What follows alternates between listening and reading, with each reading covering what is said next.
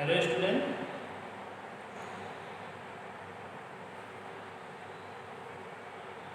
आज आपका साइंस में जो सेकंड लेसन है वो है माइक्रो ऑर्गेनिज्म। पहले लेसन का स्पीच हमने एक वीडियो के माध्यम से दिया था।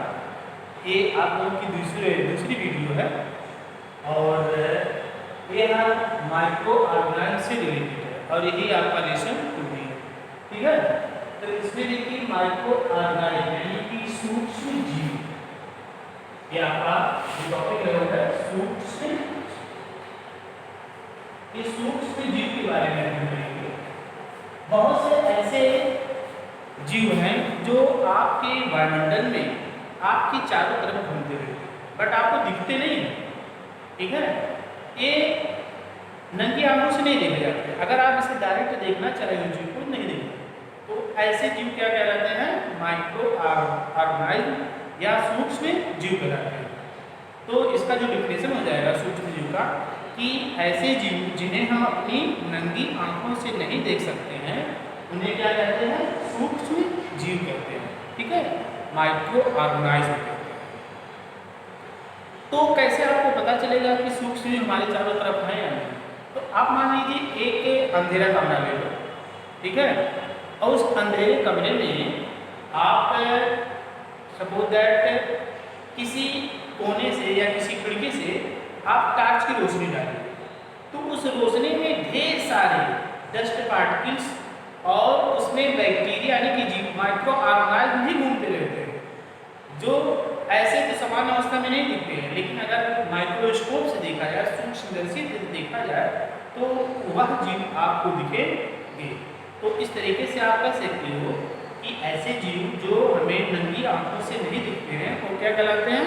माइक्रो ऑर्गेनिज्म कहलाते हैं। ठीक है, सूक्ष्म जीव कहलाते हैं। और इसका जो अध्ययन होता है हम माइक्रोबायोलॉजी के अंतर्गत करते हैं। सूक्ष्म तो पहला जो डिफिनेशन है वो है कि सूक्ष्म जीव होता क्या है? कि ऐसे जीव जिन्हें हम अपनी नंगी आंखों से नहीं देख सकते हैं उसे सूक्ष्म जीव कहते हैं। और इसका जो अध्ययन होता है विज्ञान की जिस शाखा के अंतर्गत सूक्ष्म जीवों का अध्ययन किया जाता है उसे क्या कहते हैं? सूक्ष्म जीव विज्ञान या माइक्रोबायोलॉजी कहते हैं। ठीक है, ये जो है माइक्रो बायोलॉजी, सूक्ष्म जैविकी कहलाता है। ठीक है, जिसके अंतर्गत अपन सूक्ष्म जीवों का अध्ययन करते हैं उसे क्या कहते हैं? माइक्रोबायोलॉजी। ठीक है, और ये पाए जाते हैं, इनका आवाज क्या होता है? देखिए, जो सूक्ष्म जीव होते हैं एक ठंडे जल में भी पाए जाते हैं, गर्म जो झरने होते हैं, गर्म जल के जो झरने होते हैं वहाँ पे भी पाए जाते हैं, यहाँ तक कि एक ज्वालामुखी जहाँ फूटता है उसके आसपास भी पाए जाते हैं। तो इसका मतलब सर्वव्यापी है। जो उल्कापिंड होते हैं उल्कापिंड में भी जो है आपके सूक्ष्म जीव पाए जाते हैं। तो सूक्ष्म जीव हैं यानी कि ये जल, थल, वायु सब जगह पाए जाते हैं। और अब दरअसल बात ये है कि सूक्ष्म जीव कितने प्रकार के होते हैं? काइंड्स ऑफ माइक्रो ऑर्गेनिज्म, सूक्ष्म जीवों का वर्गीकरण। ये स्ट्रक्चर है एक बैक्टीरिया का स्ट्रक्चर आपको बनाया है। देखिए बैक्टीरिया जो होता है इसके अंदर ये आप डीएनए आरएनए है जो एक यूनिट का उसमें पाया जाता है और इसमें नलिका पदार्थ होता है, साइटोप्लाज्म कोशिका द्रव्य है और इसके चारों तरफ एक क्या होती है? सलवार होता है। ठीक है, कोशिका द्रव्य। और एक होता है प्लेजिया होता है मसालिक, इसकी सहायता से माइक्रो ऑर्गेनिज्म यानी कि जो जीवाणु होता है वो वायु में, जल में आदि स्थानों पर गमन करता है। ठीक है, एक स्थान से दूसरे स्थान पे चला जाता है। और अब देखिए जो आपका है वो है कि classification of micro organism, classification of micro organism.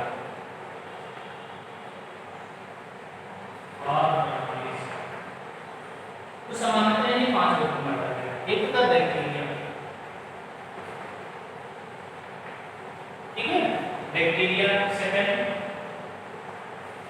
Virus, ठीक है, थर्ड फंगस, फंगी, ठीक है, और फोर्थ होता है एल्गी, और एक और होता है जिसको प्रोटोजोआ के नाम से जाना जाता है, ठीक,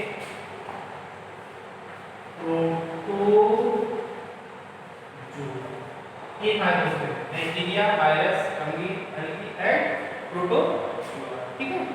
तो इसे हम जीवाणु, विषाणु, कवक, सैलाब और तो बैक्टीरिया पे हम चर्चा कर लेते हैं कि बैक्टीरिया का फिगर है, ठीक है, और बैक्टीरिया इस स्ट्रक्चर में पाया जाता है। तो आकृति इनकी अलग होगी, आकृति के आधार पर इनका भी क्लासिफिकेशन किया गया है बैक्टीरिया का।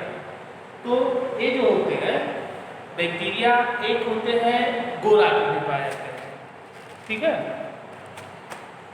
तो कुछ ऐसे बैक्टीरिया होते हैं जो गोलाकार होते हैं, ठीक है, उन्हें कहा जाता है गोलाणु। और ऐसे बैक्टीरिया जैसे मान लीजिए एक कोकस कोकाई बैक्टीरिया है जो आकृति में गोल होता है, ठीक है, और यह गोलाकार होता है, इसलिए इसे गोलाणु का नाम दिया गया। दूसरा होता है अंडाणु, ठीक है, इनकी आकृति अलग अलग होती है, तो अलग अलग नामों से इनको भी जाना जाता है। एक है आपका दंडाणु, जैसे बैसिलस बैसिलाई नामक बैक्टीरिया है, इसमें अनेक कशाभिक होते हैं और ये लाभकारी और हानिकारक, यानी कि लाभकारी भी होते हैं और हानिकारक भी होते हैं, दोनों होते हैं। फिर दूसरा है गोलाणु, ये होता है कोकस कोकाई नामक बैक्टीरिया होता है, यह जोड़ों में पाया जाता है, ठीक है। और जो अगला बैक्टीरिया है वो है सर्पिलाणु, ठीक है, इसको स्पाइरिला के नाम से जाना जाता है और ये ट्रेपोनोमा नामक रोग उत्पन्न करता है। और फिर अगला है कौमाणु, ये विब्रियो कॉलेरी होता है जिसके कारण हैजा नामक रोग होता है, ठीक है, विब्रियो कॉलेरा नामक जीवाणु होता है जिसके कारण हैजा रोग होता है। तो इस आधार पर जीवाणुओं का वर्गीकरण किया गया है। अब देखिए जो जीवाणु होते हैं, ठीक, वो कुछ लाभदायक भी होते हैं और कुछ हानिकारक। जैसे देखिए आप जो गंगा वाटर होता है, ठीक है, गंगा जल, उसको हम अधिक दिनों तक अपने घर पे रखते हैं लेकिन फिर भी उससे स्मेल नहीं आती, वो जल सड़ता नहीं, उससे इसमें किसी प्रकार की बैक्टीरिया मतलब हानिकारक बैक्टीरिया नहीं डेवलप होते हैं। अगर सामान्य वाटर रख दिया जाए, सामान्य जल रख दिया जाए, कुछ दिनों के बाद उससे इसमें आने लगती है और उसमें ढेर सारे कीटाणु वगैरह डेवलप हो जाते हैं, शैवाल भी पनप जाते हैं। तो इसका रीजन जानते हैं आप लोग क्या होता है कि जो गंगा वाटर होता है उसमें एक बैक्टीरिया पाया जाता है जिसको बैक्टीरियोफेज के नाम से जाना जाता है। ये बैक्टीरियोफेज क्या करता है कि जो कुछ हानिकारक जीवाणु अगर जल में डेवलप होते हैं तो उसको क्या करता है, खाता रहता है, इसीलिए वो जल गंगा जो वाटर होता है वो स्मेल नहीं करता है। तो बैक्टीरियोफेज एक क्या है, लाभदायक बैक्टीरिया है, उसी तरीके से लाभदायक जीवाणु है।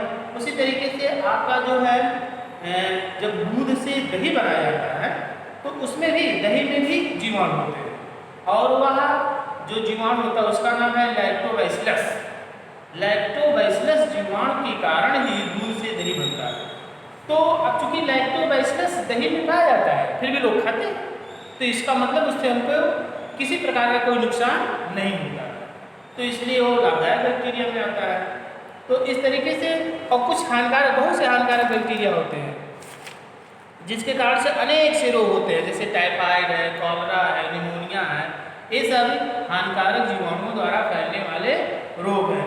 अगर मान लीजिए भोजन भी रख दिया जाए तो कुछ दिन के बाद, कुछ समय बाद क्या होता है, भोजन से स्मेल आने लगती है, तो इसका मतलब कुछ ऐसे बैक्टीरिया भोजन में डेवलप हो जाते हैं और जो भोजन को सड़ाने लगते हैं, इससे भोजन खराब हो जाता है। तो ये हानिकारक बैक्टीरिया हमारे भोजन को ही नष्ट कर देते हैं, उसको विषाक्त कर देते हैं।